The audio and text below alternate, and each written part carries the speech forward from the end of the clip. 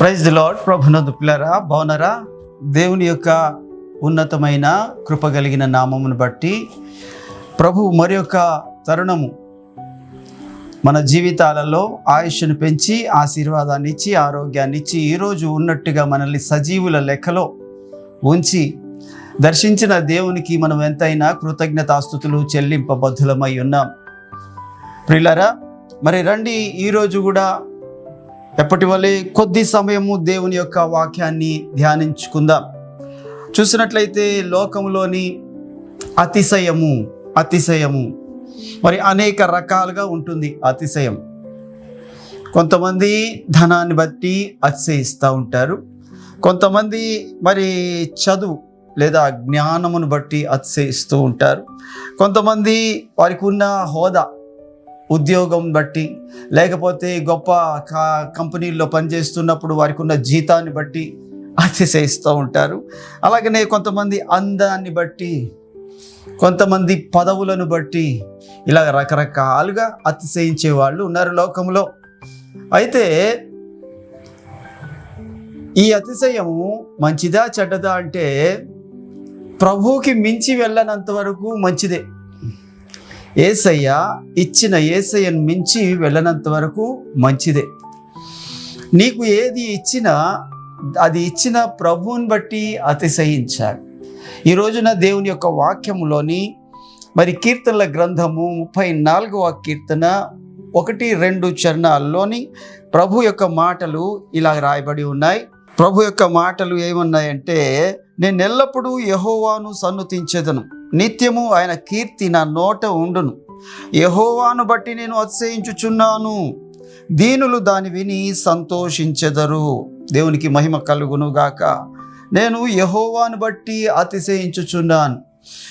అవును, ఎవరికి లోకంలోని అతిశయించడానికి అనేక కారణాలు ఉండొచ్చేమో కానీ దేవుని యొక్క బిడ్డకు, క్రైస్తవుడికి, క్రీస్తు రక్తంలో కడగబడిన వాడికి, ప్రభు యొక్క నామమును ధరించుకున్న వాడికి ప్రభులోనే అతిశయం. ఇక్కడ అంటాడు, యెహోవాను బట్టి నేను అతిశయించుచున్నాను. లోకంలో ఎవరైనా దేనిని బట్టైనా అతిశయించుదురుగాక. కొంతమంది తమ బిడ్డల్ని పరిచయం చేసినప్పుడు వారి యొక్క ముఖంలోని లైట్ ఎలా వెలుగుతూ ఉంటుందంటే మరి చెప్పడానికి మాటలు చాలావేమో, అంత బాగా వెలుగుతూ ఉంటుంది.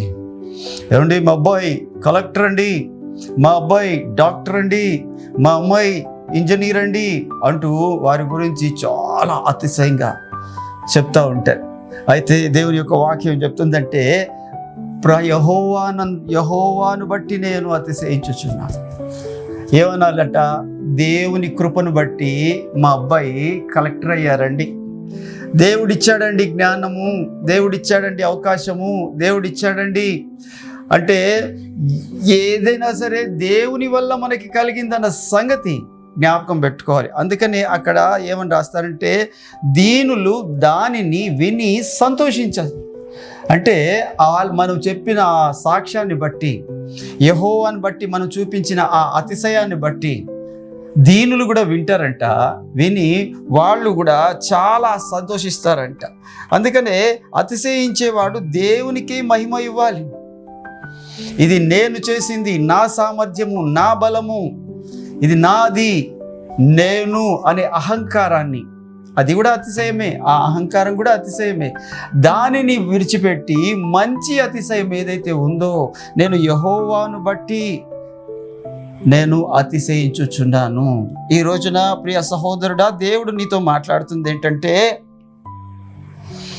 నువ్వు అతిశయించు, తప్పులేదు, పాపం కాదు. కానీ అది ఎలా అతిశయించాలంటే, నీకు ఒక పెద్ద పొలం ఉందనుకుందాం, పెద్ద స్థలం ఉందనుకుందాం. మరి ఆ పొలంలో, ఆ స్థలంలో మరి దేవుడు నిన్ను అభివృద్ధి పరిచాడు. అప్పుడు నువ్వేం చెప్పాలంటే, ఒక ఆయన ఎవడో చెప్పాడు కదా, నా ప్రాణమా తినుము, తాగుము, సంతోషించుము అని. మరి లూకాసు వార్త 12వ అధ్యాయంలోని మనం ఆ మాటలు చదువుతాం. 16వ వచనములో, నా ప్రాణమా తిను, తాగు, సుఖించు అని తన ప్రాణంతో చెప్తున్నాడు. ఈయన అతిశయం ఎక్కడుంది అంటే ఆ పొలాన్ని బట్టి ఉంది, అక్కడ ఆయనకి ఇవ్వబడిన పెద్ద పొల స్థలాన్ని బట్టి ఉంది, ఆయనకు వచ్చిన పంటను బట్టి ఉంది, ఆయనకు కలిగిన ఆ ధాన్యాన్ని బట్టి ఉంది. అయితే రైతు అలా చెప్పకూడదు. నా ప్రాణమా, యెహోవా చేసిన ఉపకారములలో దేనిని మరచిపోవద్దు. ఆయనను నువ్వు మర్చిపోవద్దు. ఏం చేయాలంట? నా ప్రాణమా యెహోవాను సన్నుతించుము, ఆయన పరిశుద్ధ నామమును సన్నుతించుము అని దేని ప్రాణంతో చెప్పాలి. ఇక్కడ ఒక్కడైనా ప్రాణంతోనే చెప్తున్నాడు, ఇంకొక ఆయన కూడా ప్రాణంతోనే చెప్తున్నాడు. ఆయన ఏమని చెప్తున్నాడంటే నా ప్రాణమా తిను తాగు అంటున్నాడు. ఆయన అతిశయం అలా ఉంది. ఇక్కడ ఇంకొక ఆయన అంటున్నాడు ప్రాణంతోనే, నా ప్రాణమా ఏది నాకు కలిగినా అది నా ప్రభువే నాకు ఇచ్చారు. ఇదిగో నా ప్రాణమా యెహోవాను సన్నుతించు, ఆయన చేసిన ఉపకారములలో దేనిని కూడా మరచిపోవద్దు. ఈరోజు నా ప్రభు నీతో మాట్లాడుతున్నాడు, అతిశయించు. కానీ ఎలాంటి అతిశయం ఉండాలంటే మనకి మంచి అతిశయం ఉండాలి.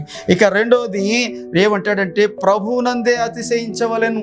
1 కొరింథీ పత్రిక 1వ అధ్యాయము 27వ వచనము నుండి, ఏ శరీరియు దేవుని ఎదుట అతిశయింపకుండునట్లు జ్ఞానులను సిగ్గుపరచుటకు లోకములో నుండి వెర్రివారిని ఆయన ఏర్పరచుకున్నాడు. రెండోది బలవంతులను సిగ్గుపరచుటకు లోకములో బలహీనులను ఆయన ఏర్పరచుకున్నారు. మూడోది ఎన్నికైన వారిని వ్యర్థపరచుటకు లోకములో నీచులైన వారిని, తృణీకరింపబడిన వారిని, ఎన్నిక లేని వారిని దేవుడు ఏర్పరచుకున్నాడు. అయితే మనము ఆయన మూలంగా మీరు క్రీస్తు యేసునందున్నారు. అలాగనే అతిశయించువాడు ప్రభువునందే అతిశయించాలి కానీ మరి అని వ్రాయబడినట్లుగా దేవుని మూలంగా మనకు కలిగిన జ్ఞానము, నీతి, పరిశుద్ధత, విమోచన మన ప్రభు అయిన యేసుక్రీస్తు మాత్రమే. దేవునికి మహిమ కలుగునుగాక. మనము ఎలాంటి వారం అంటే ఇక్కడ చాలా చక్కగా పరిశుద్ధాత్మ దేవుడు రాస్తున్నాడు, ఏ శరీరియు దేవుని ఎదుట అతిశయింపకుండునట్లు జ్ఞానులను సిగ్గుపరచుటకు లోకములోని వెర్రి వారిని, యేసుక్రీస్తు ప్రభులో ఉన్న వారిని దేవుడు ఏమంటున్నాడంటే వెర్రి వారిని ఏర్పరచుకున్నాడంట. నేను జ్ఞానిని అంటే లోకంలోనే వదిలిపెడతాడు. లోక జ్ఞానము దేవుని దృష్టిలో వెర్రితనము. అయితే నాకేమీ తెలియదు ప్రభువా అంటే అయితే నిన్ను ఏర్పాటు చేసుకుంటాడు. అందుకనే జ్ఞానులను సిగ్గుపరచుటకు లోకములో నుండి వెర్రి వారిని ఆయన ఏర్పాటు చేసుకున్నాడు. 2 దేవుడు బలవంతులను సిగ్గుపరచుటకు లోకములో బలహీనులైన వారిని ఏర్పాటు చేసుకున్నాడు. చాలా చాలా గొప్ప సంగతి అండి ఇది.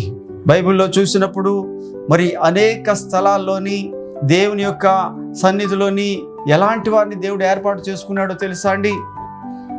మోషే అంటాడు, అయ్యా నాకు మాట మాంద్యం ఉందయ్యా, నేను మాట్లాడడం నాకు సరిగా రాదయ్యా, నేను ఎందుకునైనా నాకు వద్దులే ప్రభువా, ఇంకెవరైనా ఆ పనికి తగిన వాళ్ళని ఏర్పాటు చేసుకో అయ్యా అంటున్నాడు. దావీదు అంటాడు, అయ్యా నా కుమారుడు బాలుడు అయినా సరే నీవు వాడికి జ్ఞానం ఇయ్యయ్యా, నడిపించయ్యా అని మరి దేవుని సన్నిధిలోని ఆయన వేడుకుంటున్నాడు. బలహీనులైన వారిని అనగా జాలర్లను, అనగా గట్టిగా రోమా సైన్యం వస్తే పారిపోయేవారిని, యేసు ప్రభుని సైతం విడిచి పారిపోయేవారిని, పిరికి వారిని దేవుడు ఏర్పాటు చేసుకున్నాడండి. బలహీనుల్ని ఏర్పాటు చేసుకున్నాడండి. నీచులైన వారిని ఏర్పాటు చేసుకున్నారండి. ఉన్నతమైన స్థితిలో ఉన్న వారిని ఏర్పాటు చేసుకోలేదండి. పెంట కుప్పల నుండి దీనులను లేవనెత్తాడండి. ఆయన పెంట కుప్పల నుండి దీనులను లేవనెత్తాడు. దేవుని యొక్క వాక్యం చెప్తుంది, ఎవడు కూడా నాలోని టాలెంట్ ఉంది కాబట్టి, నేను గట్టిగా పాడగలను కాబట్టి, నేను మంచి వాక్యం చెప్పగలను కాబట్టి. చూడండి, ఎంతోమంది మంచి మంచి మంచి మంచి వక్తలు ఉన్నారు. ఆ వక్తల మధ్యలో నాలాంటి రోడ్ని కూడా పెట్టాడు దేవుడు. ఏమండి మరి ఏంటి? దేవుడు బలవంతులను సిగ్గుపరచుటకు. చాలామందికి మంచి జ్ఞానం ఉంది, మంచి వాక్చాతుర్యం ఉంది, కానీ దేవుడు వాళ్ళని ఎందుకు తీసుకోలేదు అని అంటే బహుశా వాళ్ళు చెప్తారేమో, నా దగ్గర ఈ టాలెంట్ ఉంది కాబట్టి దేవుడు నన్ను పిలిచాడు, లేకపోతే ఊరికి పిలుస్తాడా అని అంటారేమో. అయితే ఈ రోజున దేవుడు చెప్తున్నాడు, బలహీనులను, నీచులను, తృణీకరింపబడిన వారిని దేవుడు ఏర్పరచుకుని ఉన్నాడు.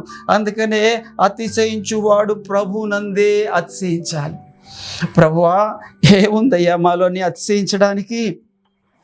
ప్రభువా, మమ్మల్ని ఎందుకయ్యా నువ్వు ఏర్పాటు చేసుకున్నావు అని దేవుణ్ణి అడగాలి.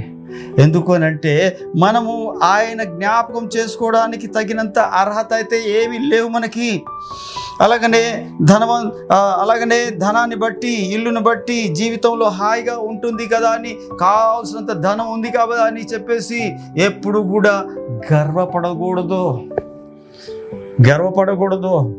దానిని బట్టి ప్రభుని స్తుతించాలి. నువ్వు పని చేయగలిగిన శక్తి నీకు ఇచ్చాడంటే ఆ చేస్తున్న పనికి కావాల్సిన ఆయుష్ని, బలాన్ని ఇచ్చిన దేవునిని బట్టి స్తుతించాలి. ఆరోగ్యాన్ని బట్టి దేవుని స్తుతించాలి. ఏదైనా తింటుంటే అరిగిపోతుంది అంటే ఆరోగ్యాన్ని బట్టి దేవుని స్తుతించాలి. ఇది ప్రసంగి గ్రంథంలో ఉంది. అలాగనే దేవుడు నీకు మంచి ఇల్లు ఇచ్చాడా, సౌకర్యవంతమైన స్థలం ఇచ్చాడా, మంచి పడుకోవడానికి మంచం ఇచ్చాడా, వేసుకోవడానికి మంచి బట్టలు ఇచ్చాడా, బయటికి వెళ్తున్నప్పుడు మంచి వాహన సాధనాలు ఇచ్చాడా, బయట గౌరవం ఇచ్చాడా? ఏది దేవుడు నీకు ఇచ్చాడో దానిని బట్టి అతిశయపడవద్దు, గర్వపడవద్దు. ప్రభువుకి కృతజ్ఞత చెల్లించు. ప్రభువుకి ఎప్పుడైతే నువ్వు కృతజ్ఞత చెల్లిస్తావో దేవుడు అంచెలంచెలుగా ఇంకా ఆశీర్వదిస్తాడు. చూడండి, నేను అని ఒక చెట్టు నిలబడిందంట. ఒక చెట్టు బాగా ఫలాలతో నిండుకొని ఉందంట. ఆ నేను అని చెట్టు, నిలబడిన చెట్టు, సరైన గాలి ఒకటి వచ్చింది, ఇలా నిలబడి నిటారుగా ఉన్న చెట్టు కాస్త పడిపోయింది. కానీ ఫలాలతో నిండి ఉన్న చెట్టు మరి తలంతా నేలకు వంచేసిందంట. గాలి వచ్చినప్పుడు ఇటువైపు సంపూర్ణంగా వంగిందంట, తగ్గించుకుందంట. అంతే, పైనుంచి గాలి వెళ్ళిపోయింది. కానీ అలాగా మరి ఎత్తుగా ఉండే ఆ చెట్టు ఏదైతే ఉందో గాలికి ఎంత మాత్రం వంగని స్థితి, తగ్గించుకోని స్థితి. మరి అలాంటి స్థితిలో ఉన్న ఆ యొక్క చెట్టు ఏమైందంటే కూలిపోయింది. ఈ రోజున నువ్వేమై ఉన్నావో దేవుని కృప వలననే అయి ఉన్నావు. దేవుని కృప వలననే అయి ఉన్నావు. ఈ రోజున నీది అంటూ నీ దగ్గర ఉన్నది ఏది నీది కాదు, అన్నీ నీకు దేవుడిచ్చిందే. అందుకనే నేను ప్రభునందే అతిశయిస్తాను. ఇక మూడోది చూసినట్లయితే గలతీ పత్రిక 6వ అధ్యాయం 13, 14, 15 వచనాల్లోని సిలువ యందే అతిశయించాలంట. దేనిలోనే అతిశయించాలండి? సిలువ యందే. ఎందుకు సిలువ యందే అతిశయించాలంటే దేవుని యొక్క వాక్యం చెప్తుంది, సిలువలోని మనకి విడుదల వచ్చింది. సిలువలో మనకి మన పాపములకు వెల చెల్లించబడింది. సిలువలో ప్రభు తన రక్తంతో మనల్ని సంపూర్ణంగా పరిశుద్ధపరిచారు. సిలువలో మనకి రక్షణ కలిగింది. అందుకనే సిలువ యందు అతిశయించాలి. సిలువ తప్ప మనకి వేరే మార్గం లేదు పరిశుద్ధపరచడానికి, పరలోకానికి వెళ్ళడానికి, నీతిమంతుడిగా తీర్చబడ్డానికి. సిలువే మార్గము, పరిశుద్ధ మార్గము, ప్రభు యొద్దకు మార్గము, పరలోకానికి మార్గము. ఆ మార్గము సిలువలో ఉంది. కనుకనే అపోస్తుడైన పౌలు అంటాడు ఈ మాట 6:14లోని, సిలువ యందే తప్ప మరి ఎందులోని కూడా నేను అతిశయింపకుందును గాక. ఎందుకు సిలువ యందే తప్ప అంటే ఆ సిలువ మీద నీ ప్రభు, నా ప్రభు మన కొరకు తన ప్రాణాన్ని పెట్టాడు. తన చివరి రక్తపు బొట్టు వారికి కార్చాడండి. అలాగనే తన యొక్క శరీరంలో ఉన్న నీరు కూడా కారిపోయిందండి. ఆ రక్తము నీ రక్షణకైతే, ఆ నీరు నీ జీవానికి లేక వాక్యానికి గుర్తుగా ఉన్నాయి. ఒక ఆయనకి మరణ శిక్ష విధించాడు రాజు. ఆ మరణ శిక్ష విధించినప్పుడు ఆ మరణ శిక్ష అమలు చేయడానికి సిద్ధమవుతున్నారు. ఇక రేపటి దినమున మరణ శిక్ష అనగా ఈ రోజున వాళ్ళ అన్నగారు వచ్చారంట. వచ్చి ఏదైతే తమ్ముడికి మరణ శిక్ష వేశాడో ఆ తమ్ముడు ఇంకా అల్లరి చిల్లరిగా ఉన్నాడు. ఆ తమ్ముడు ఇంకా పాపంలోనే ఉన్నాడు. ఆ తమ్ముడు ఇంకా ప్రభువుని తెలుసుకోలేదు. ఆ ప్రభువుని తెలుసుకోకుండా చనిపోతే నరకానికి వెళ్ళిపోతాడు, పాతాళానికి వెళ్ళిపోతాడని ఆ అన్న హృదయము తమ్ముడిని ప్రేమించి ఒక ఆలోచన చేశారు. అయ్యా, మా తమ్ముడితో మాట్లాడుకోవడానికి నాకు అవకాశం ఇప్పించండి అని మరి ఆ రాజు దగ్గర మనవి చేసుకున్నప్పుడు రాజు అవకాశం ఇచ్చాడు. ఏదైతే చెరసాలలోని వాళ్ళ తమ్ముడు ఉన్నాడో ఆ తమ్ముడి దగ్గరికి ఆ అన్నగారు వెళ్ళి ఆ మాట ఈ మాట మాట్లాడి కాసేపట్లోని ఆ ఏదైతే వస్త్రాలు ఉన్నాయో తమ్ముడి వస్త్రాలు అది ఈయన తీసుకున్నాడు. ఈయన వస్త్రాలు తీసుకెళ్ళి ఆయనకి ఇచ్చాడు. ఆయనకు బదులు ఈయన మరణానికి తాను అప్పగించుకున్నాడు. ఈయనకు బదులు తన యొక్క స్వాతంత్ర్యాన్ని తన తమ్ముడికి ఇచ్చాడు. అంటే సిలువలో జరిగిన దాన్ని ఉదాహరణగా చెప్తున్నాను మీకు. అక్కడ ఆ అన్న ఎవరో కాదు, మన ప్రభు అయిన యేసుక్రీస్తు. అగో ఆ సిలువలో ఉండాల్సిన, ఆ ఖైదీగా ఉండాల్సిన, ఆ మరణం అనుభవించాల్సిన స్థలంలో నీకు బదులు ఆయన అప్పగించుకున్నాడు. నీకు స్వాతంత్ర్యాన్ని ఇచ్చేశాడు, సంపూర్ణమైన స్వాతంత్రం, స్వేచ్ఛని ఇచ్చేశాడు. ఆ బయటకు వచ్చిన తమ్ముడు, నేను కదా పాపం చేసింది, నేను కదా తప్పు చేసింది, నేను కదా చావవలసిన వాడను, నా బదులు మా అన్న చనిపోయాడు అని పశ్చాత్తాపంతో కుంగిపోయాడు. పశ్చాత్తాపంతోని మా అన్న నా కోసం చనిపోయాడు కాబట్టి ఇప్పుడు నేను మా అన్నయ్య కోసం బ్రతుకుతానని ఒక నిశ్చయమైన, అంటే లోకంలో ఎవరికి తెలియదు ఆయన తమ్ముడని, అందరికీ ఆయన అన్న అనుకుంటున్నారు. ఎందుకంటే ఇద్దరు ఒకే రూపంలో ఉండే మరి కవల పిల్లలు అనుకోండి. ఆ కారణం చేత ఆయన మరి ఈ లోకంలో ఆ రోజు నుంచి మరి తన అన్నలాగా పరిశుద్ధంగా, తన అన్నలాగా ప్రార్థనాపూర్వకంగా, తన అన్నలాగా ప్రేమపూర్వకంగా జీవించడం మొదలుపెట్టాడు. ప్రియ సహోదరుడా, అమ్మా, నీతో దేవుడు మాట్లాడుతున్నాడు. సిలువ అందే తప్ప మరి దేని అందు మనకి అతిశయం లేదు. దేని అందైనా సరే ఈ లోక సంబంధమైనవి అవన్నీ, కానీ సిలువ లోక సంబంధమైనది కాదు. మనకి పరలోకానికి నడిపించే మార్గం అది. దేవునికి మహిమ కలుగును గాక. ప్రభు యొక్క వాక్యం చెప్తుంది. ఇగో ఇంకొక మాట ఏం చెప్తున్నారంటే, ఇదిగో నా బలహీనతల యందే నేను అతిశయపడుతును. 2 కొరింథీ పత్రిక 12వ అధ్యాయము 9వ వచనములో ప్రభు యొక్క సేవకుడైన అపోస్తుడైన పౌలు చెప్తున్నాడు, బలహీనతల యందు అతిశయం అంట. ఎందుకు అనంటే ఆయన శరీరంలో ఒక ముళ్ళు ఉంది. ఆ ముళ్ళు సేవకులు చెప్తారు ఆయన కళ్ళు సరిగా కనబడవు. ఎందుకు కనబడవు అంటే దమస్కు గేటు దగ్గర ప్రభు యొక్క దర్శనం ఆయనకి కలిగింది. ఆ కలిగినప్పుడు ఆ వెలుగుని తట్టుకోలేక ఆయన కళ్ళు పోయినాయి ఆ కాలంలో. మరి తర్వాత అననీయ ఆయనకు వచ్చి ప్రార్థన చేశాడు. తర్వాత ఆయన కళ్ళ నుండి పొరలు వంటివి రాలిపోయాయి. అప్పటి నుంచి ఆయన చూడగలడు కానీ సంపూర్ణమైన బలంతో చూడలేరని మరి పండితులు చెప్తారు. ఇది నా అభిప్రాయం కాదు, నా ఆలోచన కాదు, పండితుల దగ్గర విన్న ఆలోచన, బైబిల్ పండితుల దగ్గర. అందుకనే నా శరీరంలో ఒక ముళ్ళు ఉంది అంటాడు ఆయన. నా శరీరంలో ఆ ముళ్ళు ఏంటంటే నా కంటి చూపు సరిగా కనబడదు. అందుకనే ఆయన ఎప్పుడు కూడా పత్రికలు ఆయన చెప్తా ఉంటే ఎవరో ఒకరు రాస్తూ ఉంటారు. ఇక్కడ రాయబడిన 13 లేక హెబ్రీ పత్రికతో కలిపి 14 ఈ పత్రికలన్నీ ఆయన పక్షంగా ఎవరో ఒకరు రాసినవే, కాకపోతే చెప్పింది ఆయన, డిక్టేషన్ చేసినవే. అయితే ఆ ముళ్ళు తీసివేయబడాలని, ఎందుకంటే ఆయన మహా చదవరి, ఆయనే రాసుకోగలడు. ఆయన గమాలియేలు పాదముల దగ్గర విద్యను అభ్యసించిన వాడు. ఆయన గొప్ప ధనవంతుని కుమారుడు. అవన్నిటినీ విడిచిపెట్టేశాడు. ఏమంటాడు? ఏవి లాభకరములై ఉన్నవో వాటన్నిటినీ క్రీస్తు యొక్క పునరుద్ధాన జ్ఞానము నిమిత్తము అది తెలుసుకోవాలని నాకున్నవన్నిటినీ నష్టముగాను పెంటగాను ఎంచుకొనుచున్నానంట. ఇప్పుడు ఈయన అతిశయం ఎక్కడుందంటే వాటిని వదిలేయడంలో ఉంది, వాటినన్నిటిని తృణీకించడంలో ఉంది. ప్రియ సహోదరుడా, ఇగో ఇక్కడ అంటాడు, నా బలహీనతల యందే నేను అతిశయిస్తున్నాను. నాకు ఏదైతే నేను బలహీనుడోనో ఆ బలహీనతలందే నేను అతిశయిస్తున్నాను. ప్రియ సహోదరుడా, దేవుని యొక్క సన్నిధిలో నీతో దేవుడు మాట్లాడుతున్నాడు. 1 యెహోవాను బట్టి అతిశయించాలి, 2 ప్రభువుని బట్టి అతిశయించాలి, 3 సిలువను బట్టి అతిశయించాలి, 4 నీ బలహీనతల యందే అతిశయించాలి. నిన్ను బట్టి నువ్వు అతిశయించవసరం లేదు. అంతకు మించిన అతిశయం ఈ యొక్క అంశాల్లోని దేవుడు ఉంచాడు. ఇంకొక మాట చెప్పి ముగిస్తాను.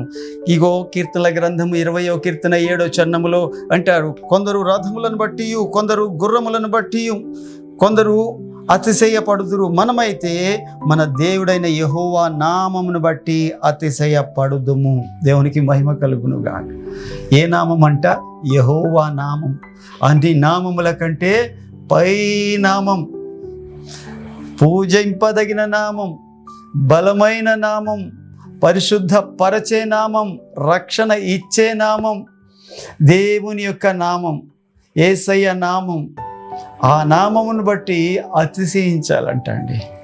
ఎందుకు అనంటే యేసు అని పేరు పెట్టుదువు.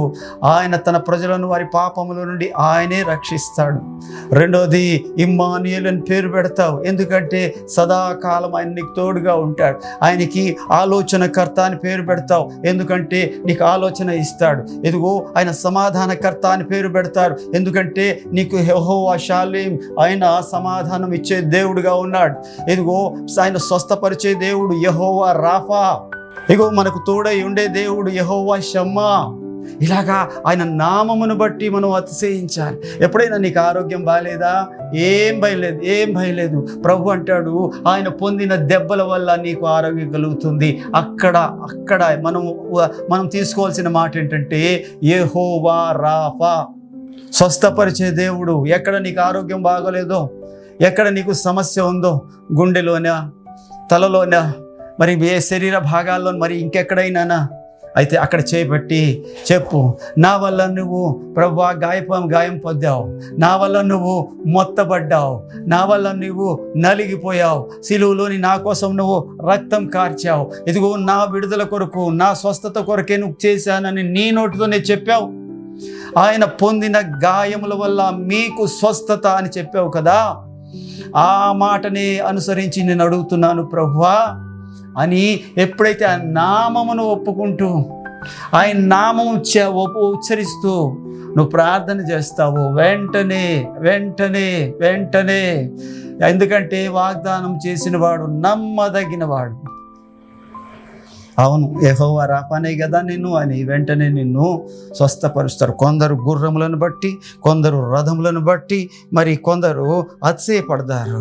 చూడండి, యెషయా గ్రంథము 36వ అధ్యాయం 7వ వచనములో ఇక్కడ ఏమని రాసిందంటే, హిజ్కియా దగ్గరికి సన్హెరీబు అనే ఒక వ్యక్తి వచ్చి మరి తన యొక్క రాజును బట్టి అతిశయిస్తున్నాడంట. అతిశయిస్తూ అంటున్నాడంట, ఎదుగో మా దగ్గర ఉన్న రథములు కానీ, మా దగ్గర ఉన్న గుర్రములు కానీ మీ దేశంలో ఉన్నాయా? అంత కావాలంటే మేమే నీకు రథములు ఇస్తాము, ఆ రథముల మీద ఎక్కించేటంత పనివారు మీ దగ్గర ఉన్నారా? మేమే గుర్రాలు ఇస్తాము, ఆ గుర్రాలని నడిపించగలిగినంతమంది రౌతులు మీ దగ్గర ఉన్నారా? మా దగ్గర ఉన్నంత రథములు కానీ, గుర్రాలు కానీ, బలాన్ని కానీ, సైన్యం కానీ ఎవరి దగ్గర లేదు అని అతిశయిస్తున్నాడు. అతిశయము నిజమే, హిజ్కియా దగ్గర అంత బలం లేదు, అంత గొప్ప సైన్యం లేదు. కానీ హిజ్కియా దగ్గర ఒక్క ఆయన ఉన్నాడు, ఆయనే నజరేయుడైన యేసు. ఆయనను బట్టి ఆయన వెళ్ళాడు. ఏదైతే మాటలు ఆయన అన్నాడో, ఏదైతే దూషించాడో, ఏదైతే అవమానకరంగా మాట్లాడాడో ఆ మాటలు తీసుకొని వెళ్ళి ప్రభు సన్నిధిలోని ఒక లేఖగా పెట్టి ప్రార్థన చేశాడు. ప్రభువా, నేను నిన్నే నమ్ముకున్నానయ్యా, నాకు బలం లేదయ్యా, నా బలాన్ని నీవే ప్రభువా, నా ధైర్యం నీవే ప్రభువా, నా యొక్క ఔన్నత్యం నీవే ప్రభువా అంటూ ప్రార్థన చేశాడు హిజ్కియా. ఎప్పుడైతే అలాగ మరి మాట్లాడాడో దేవుడే ఒక దూతను పంపించాడు. అంతే, ఇంకెవరో చంపాల్సిన లేదు, వాళ్ళ పిల్లలే ఆయన చంపేశారంట. ఆయన ఒక దేవతను మొక్కుతూ ఉంటే మరి వాళ్ళ కుమారులు ఆయన చంపేశారంట. ఇగో ఆ సైన్యం అంతా మళ్ళీ వెనక్కి వెళ్ళిపోయింది. ఇక్కడ చూసినట్లయితే 7:6 యెషయా వారితో ఇట్లా నేను మీ యజమానునికి ఈ మాట తెలియజేయండి. యెహోవా సెలవు ఇచ్చినదేమనగా, అష్షూరు రాజు సేవకులు నన్ను దూషింపగా నీవు వినిన మాటలకు భయపడవద్దు. ఇగో అతనిలో ఒక ఆత్మను నేను పుట్టింతును, వదంతి విని తన దేశమునకు వెళ్ళిపోవును, అతని దేశమందు ఖడ్గము చేత అతనిని కూల చేయుదును. దేవునికి మహిమ కలుగును గాక. ఇది దేవుని మాట. అతిశయించాడు, గుర్రాలు ఉన్నాయని, రథాలు ఉన్నాయని, సైన్యం ఉందని, కానీ ఇదిగో వాళ్ళ చేతిలోనే ఆయన చచ్చిపోయాడు. ఈ రోజున దేవుడు అంటున్నాడు, కొందరు గుర్రములు బట్టి, కొందరు రథములను బట్టి అతిశయిస్తారు. ఇంకొక మాట చూపించి ఈనాటి మరి దైవ యొక్క వాక్య ధ్యానాన్ని ముగించుకుందాం. ఇర్మియా గ్రంథము 9వ అధ్యాయము 23వ వచనం. యెహోవా ఇలాగూ సెలవిచ్చుచున్నాడు, జ్ఞాని తన జ్ఞానమును బట్టి, సూర్యుడు తన శౌర్యమును బట్టి అతిశయించకూడదు, ఐశ్వర్యవంతుడు తన ఐశ్వర్యం బట్టి అతిశయించకూడదు.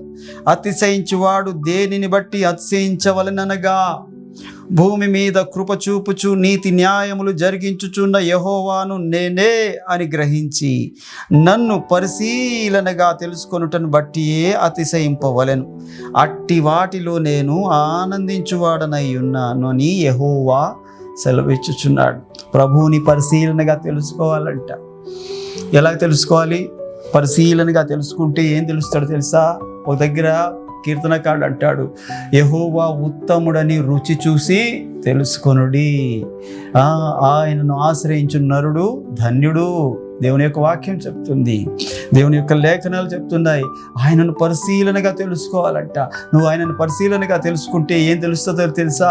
మొదటిగా ఆయన పరిశుద్ధుడు అన్న సంగతి నువ్వు గ్రహిస్తావు. రెండవది ఆయన రక్షకుడు అన్న సంగతి గ్రహిస్తావు. మూడవది ఆయన పాపలను ప్రేమించువాడని గ్రహిస్తావు.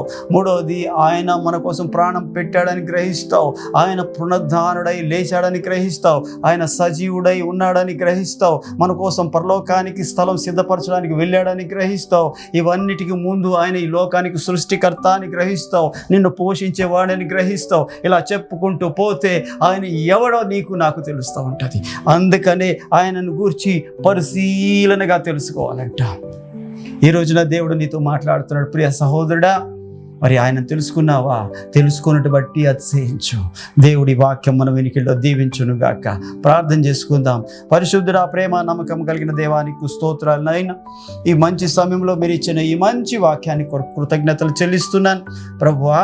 మరి ఈ దినమున ప్రభువా, ఈ వాక్యం విన్న ప్రతి ఒక్కరూ యెహోవా యందు అతిశయించడానికి, ప్రభునందు అతిశయించడానికి, సిలువ యందు అతిశయించడానికి ప్రభువా, ఇగో నాయన నిన్ను పరిశీలనగా తెలుసుకొని అతిశయించడానికి, గుర్రములను బట్టి రథములను బట్టి కాకుండా నీ నామమును బట్టి అతిశయించడానికి కృప దయచేయమని యేసు నామములో అడుగుతున్నాను తండ్రి, ఆమేన్. ప్రైజ్ ది లార్డ్ అండి.